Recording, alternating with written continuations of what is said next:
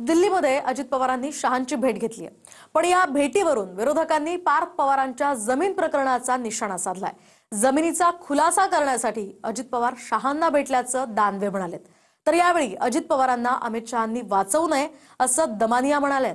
पाहूयात या संदर्भातला एक रिपोर्ट। जे पार्थ पवाराचं प्रकरण आहे ते पूर्ण देश पातळीवर गेलेलं आहे आणि म्हणून अजित पवार याच्याविषयीच खुलासा करायला गेले असतील। अजित पवारांनी दिल्लीमध्ये केंद्रीय गृहमंत्री अमित शहांची भेट घेतली, पण या भेटीकडे विरोधकांनी पार्थ पवारांच्या जमीन प्रकरणाच्या अँगलनं टीकास्त्र सोडलंय। दिल्लीमध्ये अजित पवारांनी अमित शहांच्या कृष्णकुंज या निवासस्थानी भेट घेतली। पार्थ पवारांच्या जमीन व्यवहार प्रकरणामध्ये चर्चा झाल्याची माहिती आहे। जमीन व्यवहारासंदर्भात अजित पवारांनी अमित शहांना त्यांची बाजू सांगितल्याचं कळतंय।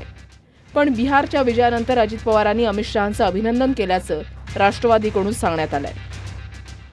अजित पवार अमित शहांना काही निवडणुकीच्या शुभेच्छा द्यायला गेले नव्हते। भेट काही एका दिवसात लगे बिहारचा निवडणूक लागली ना अमित शहा अजित पवारांना भेटणार आहे असं नाहीये। भेट पूर्वनियोजितच असेल। जे पार्थ पवाराचं प्रकरण आहे हे पूर्ण देश पातळीवर गेलेलं आहे। याच्या ज्या पद्धतीनं 1 रुपयाचाही व्यवहार न करता असं ते म्हणतात, सरकारची जमीन पार्थ पवारच्या कंपनीच्या नावावर करण्यात आली।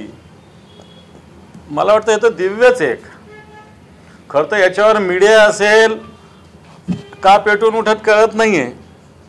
रुपया न देता 1800 कोटीची जमीन पार्थ पवाराच्या कंपनीच्या नावावर ट्रान्सफर होते आणि तोही सरकारी जमिनीचा व्यवहार केला जातो। मला सांगा, सरकारी जमिनीचं 5 रुपयाचं नुकसान केलं तरी गुन्हा दाखल होत असतो। 1800 कोटीची प्रॉपर्टी अजित पवाराच्या मुलाच्या कंपनीच्या नावावर होते आणि त्याला भारतीय जनता पार्टी फार गोष्टी करते साधन शुचितेची। हे भ्रष्टाचाराला प्रोत्साहन नाही तर काय। आणि म्हणून अजित पवार याच्याविषयीच खुलासा करायला गेले असतील। बाकी काय बिहारच्या निवडणुकीत अजित पवारांचा काय संबंध आहे?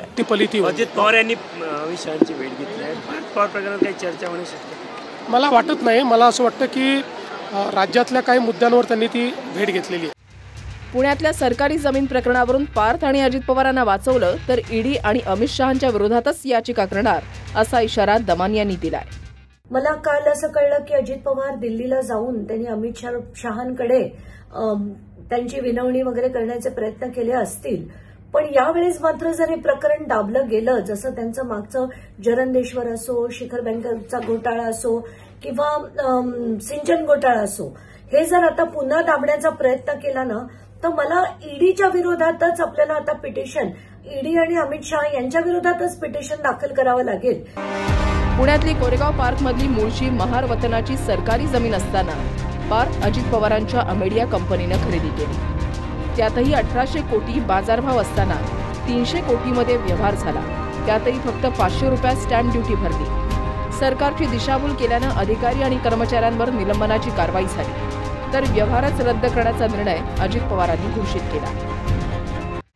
या प्रकरणामध्ये पार्थ पवारांच्या अमेडिया कंपनीत 1% भागीदार असलेल्या दिग्विजय पाटलांवर गुन्हा दाखल झाला। मात्र अद्याप 90% भागीदार असलेल्या पार्थ पवारांवर गुन्हा दाखल झालेला नाही। तर जमीन लिहून देणाऱ्या शीतल तेजवानीवर सुद्धा गुन्हा नोंदवण्यात आलाय।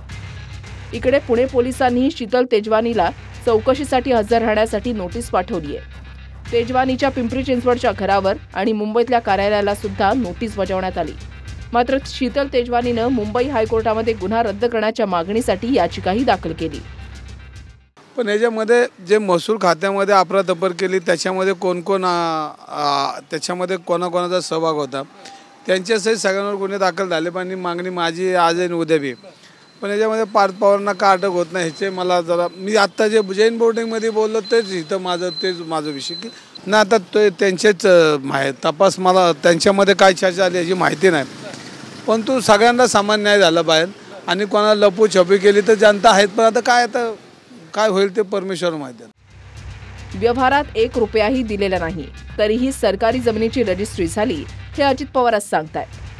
पण त्याच वेळेला मुलाच्या 300 कोटींच्या व्यवहाराची कल्पना नव्हती असंही त्यांचं म्हणणं आहे। आता स्टॅम्प ड्युटीसह दंडाचे 42 कोटी भरावे लागणारच आहेत असं महसूल मंत्री बावनकुळेंनी स्पष्टपणे सांगितलंय। व्यवहार रद्द होईलही, 42 कोटींचं काय होईल तेही समोर येईल। पण 99% शेअर असलेल्या पार्थ अजित पवारांवर सरकारची फसवणूक केल्याचा गुन्हा दाखल होईल का, हा विरोधकांचा प्रश्न आहे। दिल्लीहून प्रमोद जगतापसह bureau report TV9 Marathi, Mumbai.